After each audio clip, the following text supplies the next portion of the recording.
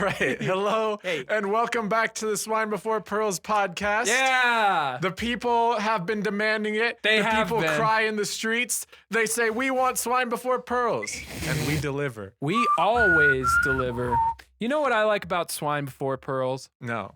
You know what I love about... I'm Joel, by the way, if you don't know who I am. I'm Trent. Yeah, that's my friend Trent. Hi. I love Swine Before Pearls because, you know, sometimes we have absolutely gut-wrenching, heart-wrenching episodes where we get really in-depth, and then there's other episodes where we're reviewing Kids Bop. Today, we're reviewing... Kids Bop? No, we're reviewing The Hunger Games. The Hunger Games. Let's go. I wish we were reviewing Kids Hey. Bop. I'm gonna make the joke again. Oh, It's not Proust. it is not Proust. It's worse. No, I'm just kidding. Yeah. So the inspiration for this episode, by the way. So I feel like sometimes we've neglected talking about why we select specific books, right? Or specific works of art. I thought like a fairy just comes Yeah, down and like whispers in your ear. That's exactly what happens. Sweet A fairy comes nothings. down and says, Trent, this is the best work of art. I find all sorts of online lists, right? Yeah. And Steven was looking at the lists too. Yeah. And there's this list called Goodreads Best Books Ever. Yeah. And the number one book was The Hunger Games. And Steven said, this was probably voted on by a bunch of 12-year-old girls. And I said, that's the one. That's it, baby. I mean, and really the deal is like, we want this podcast to like touch into pop culture stuff. We're not going to do a good job at it, though. Yeah. You know? When That's the whole have we point. ever done a good job at We anything? trample those pearls, Yeah. baby. But I didn't want it to all be like, okay, now we're reading the Odyssey. Now we're Yeah. reading whatever that book about Genesis is. Okay, the Bible. No. It's like What's the Bible about, Trent? no, it's Give like me a quick synopsis. It's a super dense classic book that's like a retelling of Genesis. Neon Evangelical Genesis? Yeah, that's the one. I have to say though, after just like literally suffering through Proust, having a trashy young adult teen novel that's pretty decent warms my heart. Oh, I'm happy to get back to some just good old paperback. You're sitting in an airport. Okay, let's transport you. You're All right. 15 years old. You're sitting in an airport. You're about to fly to Kentucky. And while you're sitting there, you're reading this book. It's called Hunger Games. It's about a very beautiful girl named Katniss Evergreen. And what she's doing is she's going around and shooting guys with the bow. And you're like, wow, if only I could fall in love with her. Stage right. Boom, boom, boom. There's another girl in the airport. You're not a girl, you're a guy. But there is another girl on top of the other girls in the airport. This girl walks up and she's got a long braided ponytail. Oh my gosh, it's Katniss Evergreen. All of a sudden, you're like, you know what?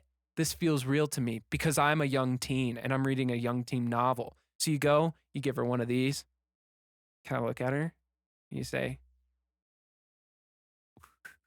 that thing. And she looks at you. She doesn't say anything because you're just a creep in the airport. yeah, and you got a can't book. even whistle. Plot twist, you're actually a 37-year-old man. It's really Oh. weird now. Wow. Okay. Well, here's my little anecdote. Mm. So imagine 15-year-old Trent, right? Yeah, So I'm sitting there. I'm reading The Hunger Games. so full of youth. Yep, so full of youth. And the description for Peeta matches perfectly for a fella in your class. Hmm. So, So you fall in love with him? not quite. I wouldn't call it falling in love, but there was like this very weird moment because I read it like during like the break, like the Christmas break, The breakup. right? No, the The break Christmas for Christmas. Yeah. And then I come back to school and see him in class. And like, there's this very weird like feeling of like, I just went on this adventure with you and you have no idea what happened. He comes back to class and he's like, yeah, so I really got painting myself into camouflage. It's a new hobby of mine. And you're like, Peeta! Peeta! That's him! We Peeta made out in the Pocket! cave Baby! together. Don't you remember me? It's me, Trent, from the Hunger Games. How long would a guy named Trent survive in the Hunger Games? I don't know. That's a good question. How long do you think you'd survive in the Hunger Games? I think Joel? I'd do pretty well. Oh, yeah? Here's the thing. Okay. I'm not an aggressive dude. So you just run out and then like hide till you get third place? All right. You know what? Hunger Games has been out long enough that people know the gist of it, that we can go on these funny little rabbit trails. Yeah. So, okay, so you got the Capricorn cornucopia deal in the center, right? With all the stuff. Okay. Everyone's getting ready to go. Okay. There's some big meatheads. You know, you can tell they work out. You kind of work out, but not really. You know, sometimes you do a few push-ups before a date. That's your version of working out. So what I do, okay? Here's my strategy. What I do is, as soon as everybody runs out, I go into an intense fetal position and I fake a heart attack right off the bat. I'm stressed out. I came from a coal mine. I don't know how to do this. So I have a heart attack. So then, get this, then I just play dead. For the whole time? I play dead for the entire time. And then they're getting to the final, grand thing, and the wolves are coming out. Maybe I just let the wolves eat me. I'm playing dead. I gotta stick to it. That's it. You got to commit to the bit. I'm not competitive. I don't care about winning. you just want to not fight or be killed by a human? Nah, man. Is that what's going on? I'm a pacifist. Oh, good. What about you? I think so. Here's what'll happen. I'm gonna run up in the cornucopia. I'm gonna get in the middle of the battle, right? Yeah. I'm gonna kill somebody. I'm gonna feel good about myself. Okay. And then there's gonna be an axe. Who are you killing? Are you killing somebody big, or are you hunting somebody small? I think it's actually like an impressive kill. Okay. Like everyone's like, yeah, that's pretty cool. But then all of a sudden, this axe just comes flying and hits me in the back of the head, and Okay. I'm gone. So you're in there for like what? 2 minutes? Yeah. Okay, but that's cool though, cause like you had some dignity in your death. Yeah. they're like on the TV and they're like, and Joel is still in the game. Nobody has figured out that he's still alive. However, he just got eaten by a wolf. Joel, there is one big flaw in your plan though. What? When people die because the helicopter things like pick up the bodies. Okay. So I just didn't get one. Okay. Yeah, let's not check on this dead body in this life or death game. You go to Walmart sometimes, and you know how the thing, you walk out and sometimes the thing dings. It doesn't always work. It's not 100% foolproof. It's just kind of there. That's the same thing with the little helicopter deals. So your plan is that everyone will just trust the helicopter? Yeah. My plan is the two jockey dudes are going to be like, man, that guy hasn't been picked up yet. And then one of the more enlightened ones says, well, maybe there's something wrong with the system. These people hate the system. They're willing to question it. What if something doesn't work in the system? Great. Okay. But Joel, we are the system. Okay. Do you know where the capital is? The capital is in Washington. No. D.C. No. Washington State. No, it's in Colorado. Is it really? Yeah.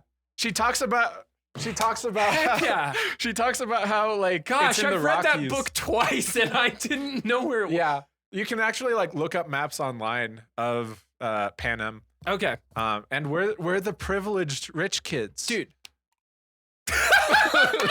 I just spilled. Go get the servant to pick it up for you. I just spilled. It's all right. Tea all over. He's an my elite. pants. He can afford another phone. So okay. Counterpoint. We're both in the Hunger Games. Okay. All right. So here's what we do. All right. I'm ready. We both play dead. Together. And then somebody actually kills you. And then I just kind of wiggle my body next to you to make it look like I got taken up by a helicopter. It's genius. It's foolproof. Okay. So I was thinking about this. Okay. I'm ready to hear it. What you got? They're from District 11, right? I think they're from 12. 12. Yeah, because there's 13 and they're like in the tallest one. Okay. Besides the one that got blown up. District 12 is just Poland. Explain. 'Cause coal? They just coal mine and everyone's drunk. I read it and I was like, District 12's a lot like Poland. And I just got a deep sense of that. Joel is of Polish descent. I am of Polish descent. We're proud of our heritage. But nah, man. The Hungry Games, dude. So, real story. Okay, I'm ready. I'm 16. No, you're not. Okay. I was 16. Well, I'm starting to hiccup. I was 16. And I don't remember why I bought the Hunger Games book. I think somebody just kind of gave it to me or something. They were like, "Oh, here." I don't like reading books. Like I'm better at it now. But when I was that age, I did not care about reading any books. I just dug into that thing like nobody's business. And next thing you know, I read the whole series. Yeah, I think I was in a similar boat. It was crazy to the point. Okay, this is not my proudest moment. Everybody listen up. This is not my proudest moment to the point that I was on Amazon.com. Guess what I was searching for? Searching for one of those little Mockingjay pins. Oh my. And it was bad, dude. My. It was bad. I was like, I kind of want a Mockingjay pin. I don't know what I'm going to do with it. I'm probably going to get ostracized. I'm going to be kicked out of my community for wearing it. You today, as an adult, would ostracize your younger self. Oh, dude, I'd be like, you're such a nerd. Like, everyone hates you. Why are you wearing that pin?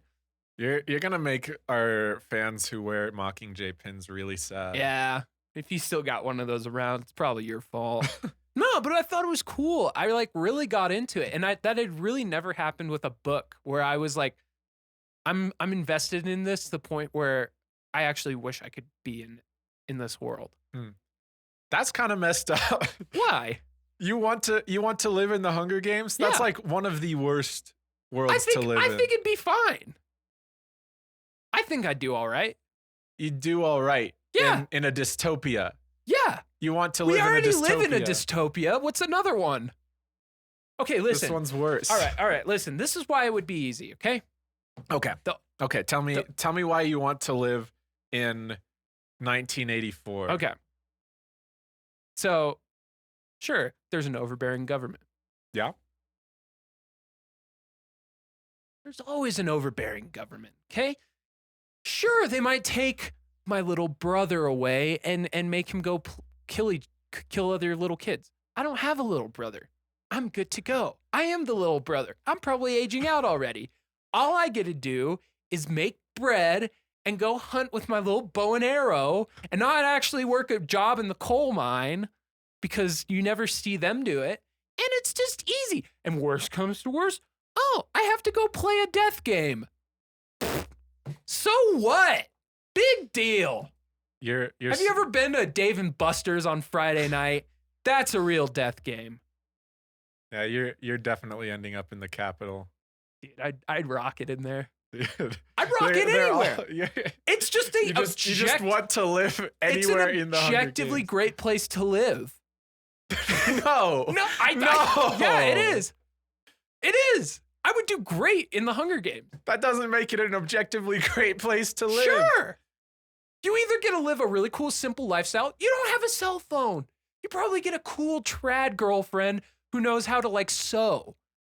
Are you going to have that in your lifetime here? No. So what if you have an overbearing government with death squad sweeping and looking for your family? You have a cute trad wife that knows how to sew. And then maybe you roll the dice and you get to live in the Capitol and be an absolute hedonist. Same difference. It's great. Oh, okay. It's amazing. Okay. Dude, if I was living in the Capitol, I would drink me. so many dang bingo brights. Okay. So I was about to share a very mature anecdote about how my second time reading this book, like as an adult instead of as a teenager, like made me realize like how dark and messed up this is. Apparently you haven't matured to that level. Apparently I haven't. Cause like when I read it as like a 15-year-old, like I almost enjoyed it like as like the romance part where it's like, I'm this girl and I'm swept up into this crazy situation and there's this boy. Do I choose? Maybe I like him, maybe I don't. Maybe I like Gale. One of them is a Hemsworth brother. Oh. Really? in the movie. In Gale the movie, is a Hemsworth brother? yeah, Gale is Chris Hemsworth's little brother. Really? Yeah, what's his name? Craig Hemsworth. Craig Hemsworth? That sounds fake to me. No, Okay. it's real. Okay, Okay. But it's dark. yeah, just like getting swept up and like, oh, we're doing the interviews and like there's all these crazy new things happening to me. Yeah. And it's like kind of fantastical. Yeah, sure. But then you read it as an adult, like now that I have some life experience behind me, and I'm like, oh, like it's really dark that they're having these people who are about to die, these kids who are about to die, do interviews where they're like making them into celebrity stars. Like that's actually very dark. Sure. But isn't that how like real life is too? We send them to No, the like Hunger Games. no, but like celebrity interviews, you got young kids getting fame doing celebrity interviews, and then they end up with like all these like messed up problems. So it's kind of the same thing, and we just kind of parade them out. And we're like, oh, look, yeah, funny. Oh, you're so pretty. And then they're like in rehab 5 years later. That's sad. Yeah. That's real life. Yeah. I get that. I guess I wasn't looking at it for a deep experience. I was I think for me, I had such a great time reading The Hunger Games. I got swept up in my own nostalgia of just like, yeah, sure, there's like stuff you realize as an adult, like, yeah, this is dark. And like, honestly, when I think it didn't come together for me until I like watched the movie. And I know we're talking about the book, but I feel like the movie is actually a really great kind of coincide to like give Yeah, you visuals of the book. It's a pretty faithful adaptation. It is a pretty faithful adaptation. And when what's her face dies, Rue? yeah, when Rue dies, I remember when I watched that and when I read it too, it was like, oh man, this is tough. Like you know, there were some real stuff. Or like throughout the book, which I think is like the one thing the movie like couldn't really depict just because like you got pretty actors doing it. Yeah. But like just talking about like how their bodies decay Yeah. over the Hunger Games. Sure.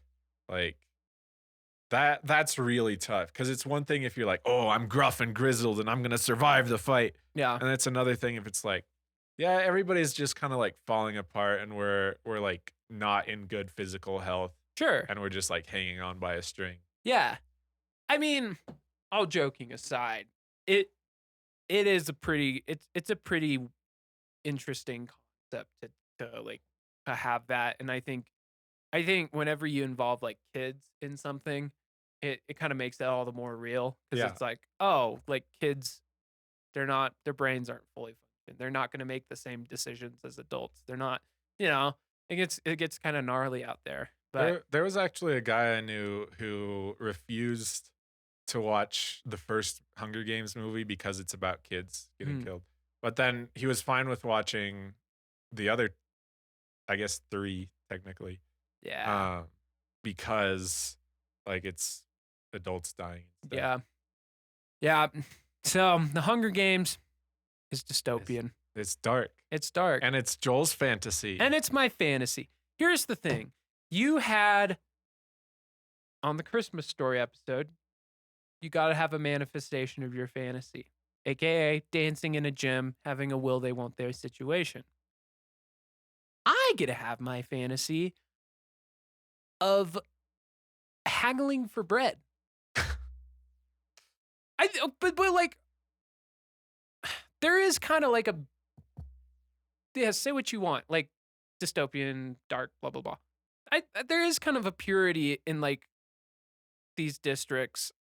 It's a simple life. Yeah, it's a simple life. Like, and like honestly, till Katniss screws everything up, says revolution. Yeah, it's tough, but that's life. Like, yeah, you're not an elite, so what? Boo hoo, you know? Like you're like very slim gonna be picked to go to this Hunger Games thing, you know? Like it's a very slim thing that you get picked to do it. Okay, you get to live a pretty cool life. You know, it's tough, but you get to live a life. You sound like a talk show host from the Capitol. It's basically like, you know, the Mayans. Yeah. They had a pretty cool culture and they sacrificed a few people. So cool. Yeah. Well, that's just what you got to do. You know? Atrocities are rad. What can I say? No, it's not atrocities. It's a tribute. Okay, good. Imagine, okay. We're learning so much about your worldview. Imagine if like tributes were just like they just take all the best tribute bands and then like make them like play against each other, and it's more like a battle of the bands situation. So you got like this is my Beach Boys tribute band. Yeah, so it's like, all right, coming up, we have the Grateful Dead tribute band versus Beach Boys tribute band, and then just play music. Nothing actually happens. What are the games called? The music. The music game. Wow, you're so creative. I don't know. Okay, but the Hunger Games as a concept are like a very cool game. Yeah. Except for the fact that people die. But apparently you're cool with that. Yeah. But like, if you think about it, like the Hunger Games, it's probably responsible for like all of the Battle Royale games. No. You don't think so? Battle Royale is the start of that. Well, I feel like, but it kind of like that wasn't what created the current zeitgeist. I feel like Hunger Games created the current zeitgeist. I think it's more prevalent in popular culture for sure. But yeah. No, I agree with that. It's the prevalent reason. Because like you have like Minecraft Hunger Games, and then you got Fortnite. Yeah, I remember Minecraft Hunger Games. That was awesome. Those were pretty good times. I think this is like something I love about the Hunger Games is it was like maybe that's not a factual statement, but I feel like it was the start to all the dystopian teen novels. I would definitely I think you're right. Like and it was like good. Yeah, I definitely think it created the zeitgeist. Like I think like Maze Runner, Divergent, like all that stuff. Yeah, and I watched the movies for those. I didn't bother reading the books, and it just felt kind of like it was like, oh my gosh, we live in dystopia, and here's this challenge we have to face. But it's not at the same level as like it's like, these kids are bad and they're in another faction, so we have to kill them. It's like, here's a complete stranger little kid that you have to murder. And you're just like, boom, you're transported, and that's what you got to do, you know? Yeah. And it's so brutal. And I think for me, when I was reading it when I was like 15, I thought it was such a great allegory for growing up. I felt it was a great allegory for being a teenager. How so? Well, like I think Peeta is a great example. Like Peeta's not necessarily he's not Gale, right? Yeah. Like Gale's just kind of like this Chad, and he's like, oh man, Gale's pretty cool. And like Peeta's kind of just like kind of a wimp if you think about it. But like, he's muscly. Yeah, a little bit. But he's like, I don't know, he just like he's not like your idea of like, oh man, this guy's just gonna be running this thing. He's kind of a passive fellow. Yeah, he's kind of a passive dude. And I think the way I saw it is like you have all these other teenage kids and you're kind of dropped into this environment of whatever it is, high school, summer camp, whatever you want it to be. And it's kind of like a fend for yourself kind of thing, and you might be this completely unadmirable person because you're not strong, you're not traditionally strong, you're not whatever, but you still like have a chance because maybe you have another talent, like drawing on yourself. Oh, good. And hiding in a rock because you know how to decorate cupcakes. Oh, is that why you related him to so much? I was wondering why you would like hide in the rock. Peeta's my favorite. He just hide. Just hide. But you know what I mean? Like yeah, it's this like survival of the fittest kind of thing. Yeah. War is hell. Yeah. And my battle is high school. War. Joel, you never went to high school. War never changes. Okay. No, I didn't go to high school, but I did enough high school summer camp to kind of get a relative like idea of what the hierarchy is like. So debate me on that if you want, but I mean, no. Like you got the Chads. You got me. I'm wearing a Kermit the Frog shirt. I'm like 5'3". I don't know how to talk to people. I was a freshman in high school going to summer camp, and I had no actual high school experience. Yeah. You know? I think being kind of a fish out of water and being Yeah. like a teenager, like Yeah. it's a pretty universal experience. It doesn't have to be at school. Yeah. But your experience is not valid because of who you are. Yeah. Devalued. Yep. And that's why I don't understand the Hunger Games. Yeah. Okay. So let me explain the Hunger Games for you. Okay. So Who is Katniss? Katniss is Jennifer Lawrence. Okay, I have a confession. Oh yeah. Huge crush on Jennifer Lawrence. Oh really? I feel the exact opposite way. Like I feel like Jennifer Lawrence, like she's fairly attractive, but like as far as celebrities go, not really that attractive.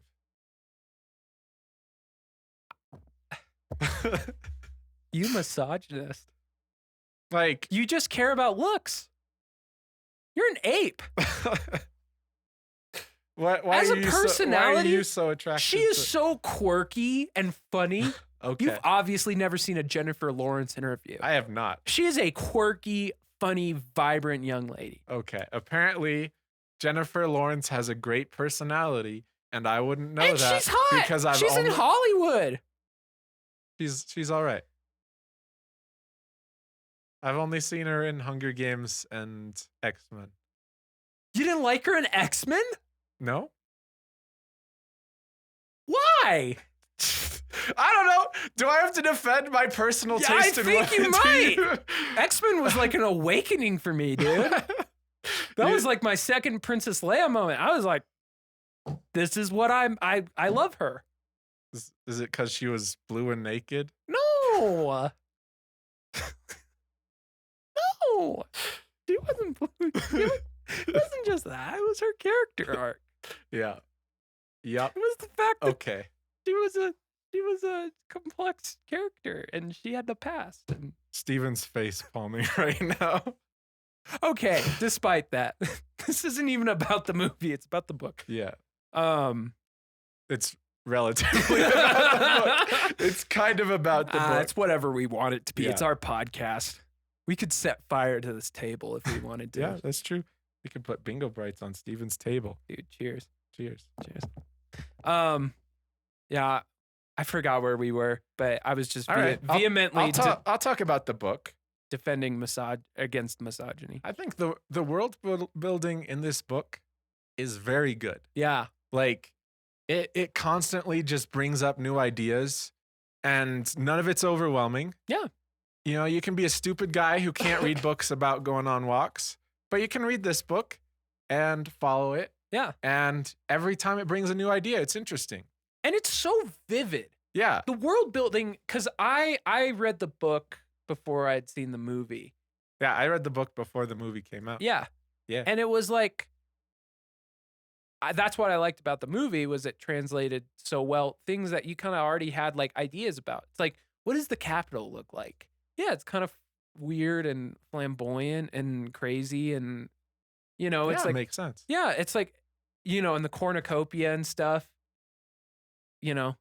just like all the stuff you were kind of just like, you kind of had an idea of what it was. Yeah. And it all makes sense. Like, it feels like Katniss's real world instead of like, oh, this is my dystopian novel. Yeah. And they call each other Shanks because they're boys and they're just living together. But it's like, oh, like here's some interesting lore about like how this animal that was originally like genetically modified to be like a spy animal ended up being used against the government. Yeah. And now it just roams free in the woods. That's super cool. That's super interesting. Yeah. I love that. It's great. And just like how the game system works. Yeah, it's all very well thought out. And it got me stoked to read the other books because it was like, oh my gosh, like where are they going to go with this? How is the game going to change? Like what environment? Like we've seen like a wooded mountain environment. Like where are they going to go next? Yeah. You know what I actually really want? Yeah. I want Hunger Games prequels. That'd be kind of cool. I want to read about the first Hunger Games. Yeah. And like maybe it's a little scuffed. Yeah. And maybe they haven't quite figured everything out. Yeah. And like, or even like a TV show where every season is like a different year of the Hunger Games.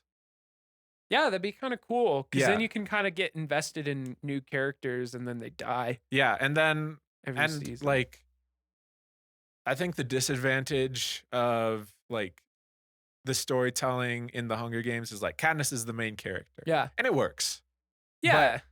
It'd be really cool to have a story where it's like maybe this time you're really invested in this guy. He's the main character and he dies right Yeah, at the you end. don't know who the main character is supposed to be. Maybe it's like a false start, like the new Suicide Squad movie. Yeah. Where it's like they're almost setting up Michael Rooker as like this main character. Yeah. And then he's like the first guy who dies. Yeah. Yeah. And you're like, oh, okay. Yeah. Like I think that would be super cool. Yeah, that'd be a really fun way. There's like so much potential in like I think I would enjoy a franchise of this.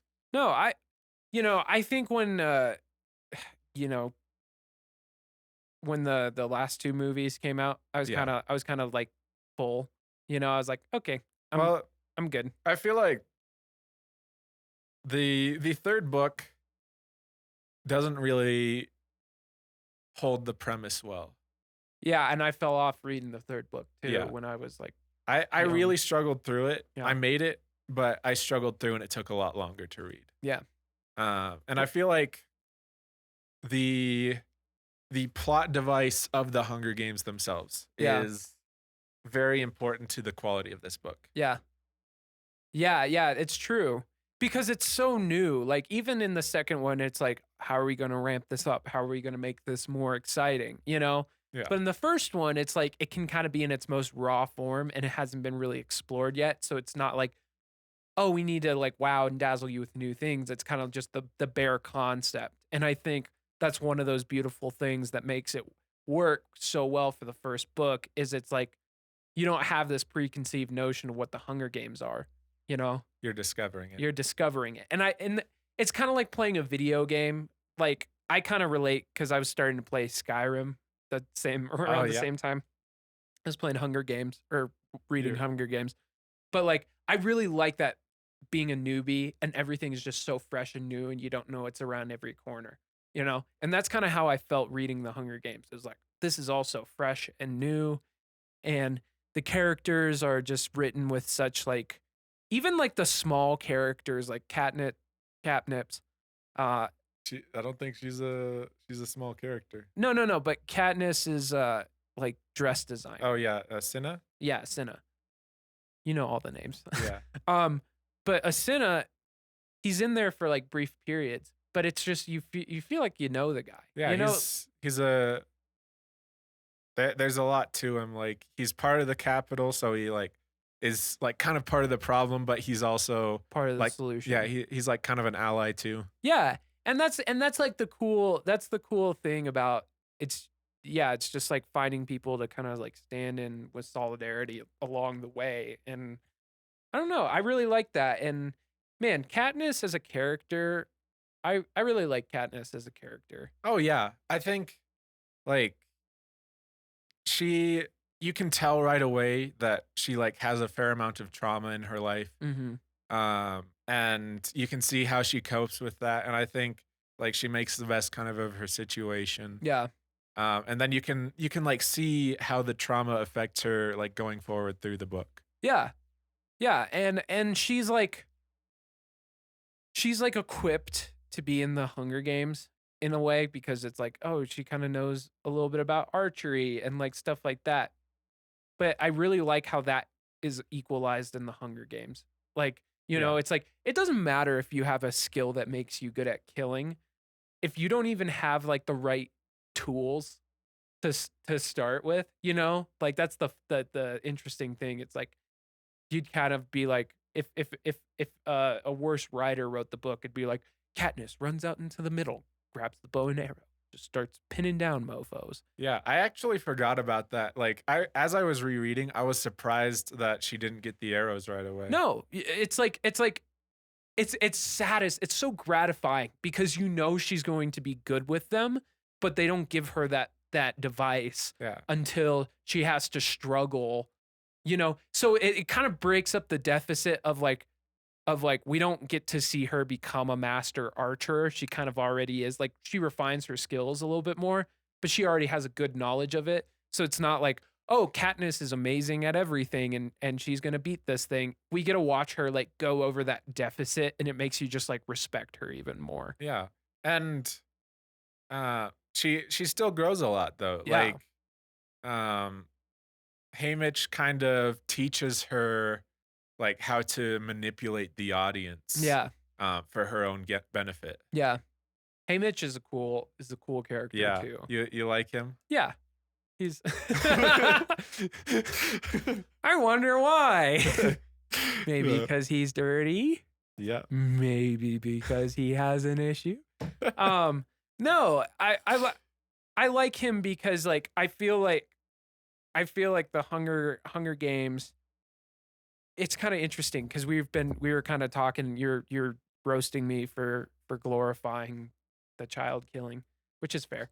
But like Katniss knows this is messed up, but a lot of the other kids, this is like an opportunity for them. Oh right? yeah, like especially the tributes. Yeah, it's like this is gladiator combat. Yeah, you know, it's like I'm going to go into the arena and I'm going to kill some dude and I'm going to obtain wealth and status because of it, and that's worth it. And it's their way out. And it's their way out. And I think Hamish is so interesting because he's like this contrast to that of like, yep, I got out, you know. He's living with that trauma for the rest of his Yeah, life and coping with it very poorly. Yeah, so it's kind of a refreshing contrast to like all the other tributes who are like, I'm going to be rich and famous and I don't care who I have to step on to do it, and this is going to benefit me, you know. Whereas Katniss is just kind of doing it out of self-sacrifice that she's even in there in the first place, and Peeta's just kind of a dork. And there's quite a like, golly, I love that book. There's quite a sad like moment of reflection for Katniss when she like realizes like Hamish has had to like train kids up every year. Yeah. And just he knows that they're gonna die. Yeah. Like you already have the trauma of the arena, and now every year Yeah. you have to kind of relive it through these new kids that you have to personally prepare. Yeah. I think so I'm gonna go on a little tangent with that. Okay. But Go for it. there's this anime. Oh. There's this anime called Demon Slayer. You can just call it literature. There's this piece of literature called Demon Slayer. And it's popular. A lot of people have watched it. But the guy who trains the main character, he's like this kind of like sage, you know, he's been through the ringer, and he's like training this kid, and he gives him like this fox mask to wear into the combat trial to decide whether he becomes a demon slayer, where he has to like spend 48 hours in the woods or no, like 10 days in the woods slaying demons and staying alive, right? And he runs into this demon that like exclusively eats kids with like the fox masks. Oh. And then you realize this guy has trained, like, they just show like the ghosts of the kids, and there's like he's like trained 25 of them, and they've all been like devoured by this demon. And it's like that's traumatizing. Oh gosh. You know?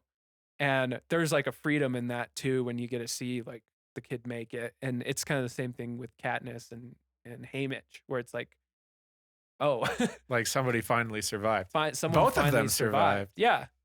And I don't know. I really like that's kind of beautiful. It's tragic, but it's like a really beautiful way of like there's like some victory there. Yeah. It's like no wonder the master is a curmudgeon, you know, because he just has to deal with this every year, every time, you know. Yeah. Which I really like. I really like the concept of like the master, because sometimes you get like films where it's, or literature where it's like, oh, the master is like perfect and, you know, or, you know, has his issues, but you never really get to see that depth. You know, something that really hit me on my second reading was, so we have no plans to read the second one. No. It's not on any of the lists that I've seen. Yeah. I just remember the scene where like somebody's naked. Oh, good. That's all I need to know. Oh, yeah, I remember that Yeah. vaguely. But See, that's it. something I did realize was like, because I had direct access to the second book as Mhm. soon as I finished the first one. But the first one in isolation just ends on like this massive, like bummer of a note. Yeah. Like Katniss kind of like hints Peeta into the fact that like part of her love for him was an act. Yeah. And then he's just like, okay, how much of that was real? And she's like, I don't know. And then the book's done. Yeah. And then it's like, oh, I want to read the next one. And it's kind of nice when it's like, I can kind of enjoy that book and not really have to get into the whole thing and feel like, oh, I need to get through the whole series because it kind of falls off near the end. Yeah. And you don't need to be disappointed. Even the like second book's kind of slow at that. the Yeah, beginning. the second book's like, yeah. And I don't know. My man Peeta's down bad. He you is. know, Poor like guy. I feel bad for him, especially knowing that there's a Chad like Gale waiting for Katniss at home. Yeah. And I it's like, I relate to Peeta like quite a bit. Like I've never been through an experience like what he goes through. But like I feel High like school? this guy who like kind of interviews well and is like kind of a passive guy. yeah, And like I feel like I could end up like if I was in the Hunger Games, I feel like I could be Peeta. sure. Well, And Peeta's kind of the everyman. yeah. That's what I resonated with Peeta too when I read it. You know, it's like he's just kind of the everyman. It's not like he's exceptional or anything, but he does his best. And he tries to be a good person and, tries to be a hold good on to his person. soul. Yeah, he tries to hold on to his soul, and I think there's, and he doesn't necessarily go through this arc where it's like, and Peeta all of a sudden starts shooting up roids, and he starts working out 8 times a day, and then he starts crushing dudes' skulls, and now Peeta is literally a god amongst men. Like he kind of stays, he learns things, but he kind of stays his course of his character arc. Yeah. And like he's almost just like a foil for Katniss rather than like a character who develops, which Yeah. I think could be a bad thing, but I think it's well done here. Yeah. Where like she has to figure out like, oh, he's like actually a genuinely good person who Yeah. cares about me. But she's so jaded and cynical that doesn't really. Yeah, and I think it works for the first book of like you don't get that experience of like, or you don't get that plot line of like, and then Peeta and Katniss fall in love, everything works out. It's kind of like your first love, you know? That's kind of the feeling I get when I read it. There's a lot of like those like crush vibes. Yeah, it's like a crush. It's like, oh, we're gonna spend a night in a cave and it's gonna be romantic, but why are you being mean to me the next day? I don't know anything about girls. What is bread? I know how to paint my hand. You know, high school. That's exactly my high school experience. Exactly. Joel. But I like that they don't just like the person who wrote this. Suzanne Collins. Suzanne Good old Suzanne. Suzanne did a really good job because she flirted with romance, Yeah. but she didn't just let you just like Twilight and be like, oh, Edward. Oh, guess what? We're gonna read Twilight. That It's sounds amazing. It's on the best books But ever. it's like, oh, list. Edward. And it's like, and it's you're just eating this romance novel to the point where you kind of get spoiled with it, and Yeah. you're like, Instead, like the Hunger Games teases you. it teases you, and you're like, you wanna read the next book because you want to know where Peeta and Katniss go. Partly, you know, Yeah, you're like, that's very how does true. this develop? And that's what made this thing so dang good. Was it gave you just enough, but it left you wanting more on that. Yeah. Here's the deal. We're just big suckers for romance. Big suckers for romance. Yeah, honestly. And what honestly, a I place am. to have a romantic time in a Right. dystopian world. Joel's fantasy. It's not it's all there. bad. It's not all bad. Yeah. Golly, what I would pay for to be in a dystopian hellscape Okay. with Jennifer Lawrence. There you How go. could you complain? I could think of better things. I'm sure you'd waste your time. Yeah, probably. I don't know. Who would I be in the apocalypse? Who would Some you be? questions aren't meant to be answered. I think you would be a very friendly guy. Yeah. Here's the thing. Friendly apocalypse think- guy. I think a big part of the Hunger Games is like there's some very charismatic and fun people. Yeah, that's true. And they go in and die because nobody cares. At that point, it's just animalistic. Yeah, that's me. Remember, I'm the second guy Exactly. to go. You know why? They abandon their charisma. So I say you go for a charisma build. Oh, You just try to talk your way out of every situation. in the death arena. You have people to do your bidding for you, not because you're physically imposing, but because you're just good at talking. All right, I just can see maxed that. out your charisma stats. That would like actually like if this was like one of the Hunger Games prequels that we talked about earlier. Yeah. like that would be a very good book. I would read that. Yeah. And not like a cringy, like, I'm a mastermind and I know how to manipulate people because I watched YouTube videos on Like how a to very get girls to kiss genuinely you. likable guy. Yeah, exactly. Yeah, that'd be a lot of fun to explore that. Yeah, like someone who like actually hates being manipulative, but's just like Yeah.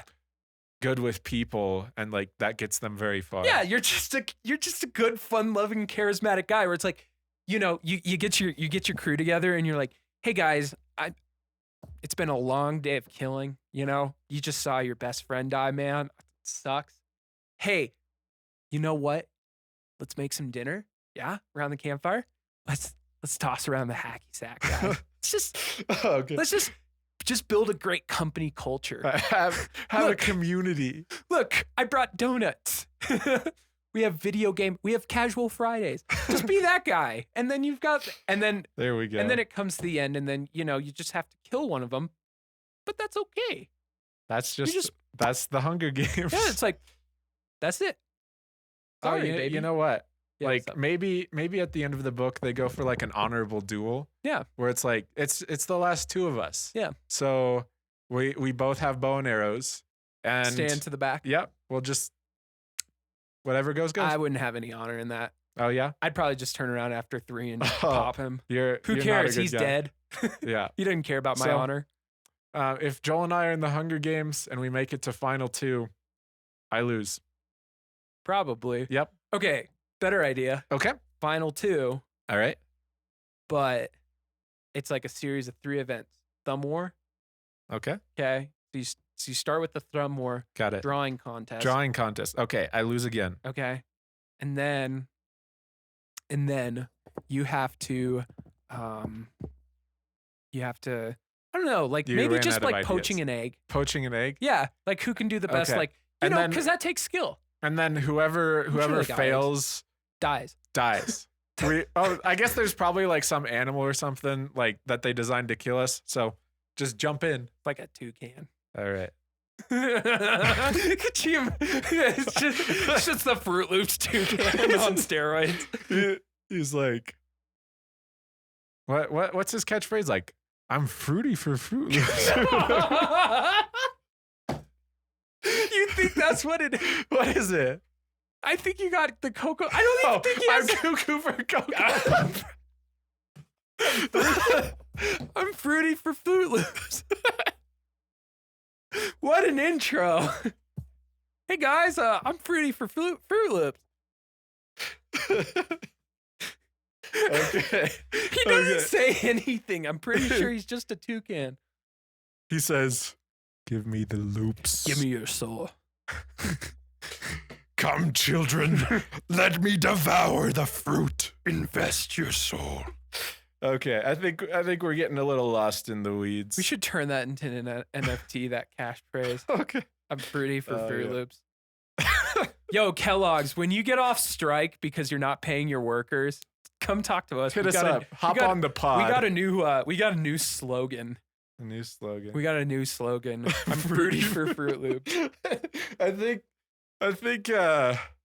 that they might get canceled. The for worst part is like you're spelling it with O's. that. Oh gosh. No. All right. So Joel, you've just read one of the best books ever. Yeah. How are you better? Man, you know what? I'm going to be real. Okay, be real. I'm better because I got to reconnect with my past self. And it was pleasant because it really just transported me back to a happy memory growing up, reading that book and being excited to read. And meeting the cute girl at the airport. Hey, have you seen my Mockingjay pin? It's just like Cass's. Yeah, so I just got to connect with my younger self and be transported back to a different time. And I don't know. I just, yeah, I think it shows that reading can be fun. Wow, incredible. No, but I don't know. It just like, it really just, yeah, it just like completed the full circle of my childhood. And, I don't know. I don't really know if I have anything deep to say about it, but I mean, I think I'd definitely let my kids read this book. yeah. I think like if my kids were like, "Hey dad, I'm looking for like a young adult novel in a dystopian future to read." I'll be like, "Dude, have you even tried Maze Runner?" I was about to make the same joke. That actually used to be my favorite book when I was in high school. Cringe, dude. But no, that's about all I got out of it. It was just some good nostalgia, fun thing to revisit. I don't know if I experienced anything super profound through it. Yeah, I mean, but besides, like, I think there was like the experience of me growing older and more mature and seeing like the dark side of the book. Jaded and cynical. Yeah, possibly. I think in a healthy way. Yeah. But other than that, it's just a fun book. Yeah. And listen, folks, there's nothing wrong with being entertained. No. With reading an entertaining book. No. With reading a book that just good for you. You know what? We labor over this podcast. We do. Over very tough pieces of work that sometimes we just need to let loose, laugh at some fart jokes. And talk about the Hunger Games. Talk about the Hunger Games. We're simple creatures. Yeah. But yeah, I wouldn't say this is a very dense piece of work. I'd probably it's give an this, easy read. I'd give this about a 4, maybe a 5 on the density scale. Yeah, I'd give it a 3. There's some deeper there's, sure, you can talk about society and class and all this stuff, but that's been talked over a million times. And it doesn't have much profound to say about it. No. It's just like, hey, these people, they eat too much. They throw up in the toilet. They're rich. And they watch people die. And they watch people die. Isn't that sad? Yeah, it's sad. But there's always going to be people throwing up in a toilet and watching people die. But there's a lot of value in reading something that's enjoyable to read. And it was entertaining, man. Yeah. It was entertaining. I thoroughly enjoyed reading through this again. It was a good nightly read. It was good fun, man. Yeah. So, I was appreciative. Susan Boyle, or whatever your name is. Suzanne Collins. Yeah, Susan Boyle. Yeah, Susan Boyle, winner of Britain's Got Talent. You did a good job. All right. So let's talk about what's coming up, Joel. What is coming up, my man? So we've got In the Field coming up next week. And hey, I love In the Field. We're actually prepared for In the Field. We are. We did our homework. We did our homework. We didn't do it at the last second. Nope. We even had time to delay it by a week. Yeah. It was great. Chilling. Yeah. It's been a good time. We're prepared. Yeah. We're good boys. But we're not going to tell you what we did. Nope. You got to find that out later. As is tradition. Okay. So then after that, we're watching Nomadland. It's going to happen. Joel's excited. I'm stoked, man. I'm stoked to share Nomadland. Yeah. I'm glad it's on Hulu, so I didn't have to pay for it. Yeah, dude. Big ups. Hulu has all the cool Sundance Festival winners and Oscar winners. Then after that, we are going to listen to Folklore. Yep. And then we're going to read, I believe it's called Hell of a Book. All right. So I guess just for context, these works of art all received awards in 2021. Cool. Also, something I realized? What? So it might not actually be productive to discuss what's upcoming, except for the movies, because everyone I've talked to is like, I've listened to all your episodes. That's great, but I'm waiting to watch or listen to the movie episodes until I've seen the movie. But nobody cares about the books or the albums. Nobody wants to do that. But I mean, I guess with albums, it's like, yep.